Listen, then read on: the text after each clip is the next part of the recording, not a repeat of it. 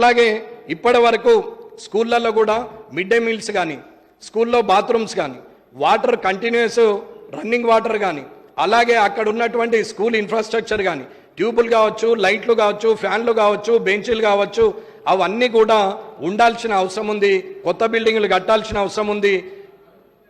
ఏదైతే ప్రైవేటు స్కూల్స్కు ధీటుగా ఈ స్కూల్స్ నడవాలని నేను కూడా కోరుకుంటున్నాను.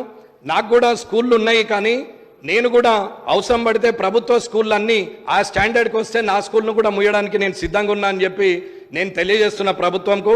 ఖచ్చితంగా ఆ స్కూల్స్ను ఉచిత విద్య కింద గవర్నమెంట్ సెక్టార్లో ఉన్నటువంటి అన్ని స్కూల్స్ని ఈ స్ట్రెంత్ పెంచుతూ వారికి కావాల్సినటువంటి అవకాశాలను ఇస్తూ టీచర్లను మెగా డిఎస్సి ద్వారా తీసుకుంటూ అక్కడ ఇది లేదు అన్నీ అక్కడ ఉన్నాయి, అక్కడ ఉన్నటువంటి టింకరింగ్ ల్యాబ్ కానీ, సైన్స్ ల్యాబ్ కానీ, మ్యాథమెటిక్స్ ల్యాబ్ కానీ, అక్కడ ఉన్నటువంటి స్పోర్ట్స్ మెటీరియల్ కానీ అన్నీ ఉన్నాయి, కంప్యూటర్ ల్యాబ్ కూడా ఉంది. ఈ గవర్నమెంట్ స్కూల్లో లేదంటూ ఏం లేదు. ముఖ్యమంత్రి కుమారుడైనా, ఇక్కడ ఉన్నటువంటి బంట్రోతు కుమారుడైనా, అక్కడ వ్యవసాయం చేస్తున్న వ్యవసాయ కూలీ అయినా గవర్నమెంట్ స్కూళ్ళకే పోవాలనే ఆలోచనకు రూపకల్పన చేయాలని కోరుకుంటున్నాను. అట్లాగే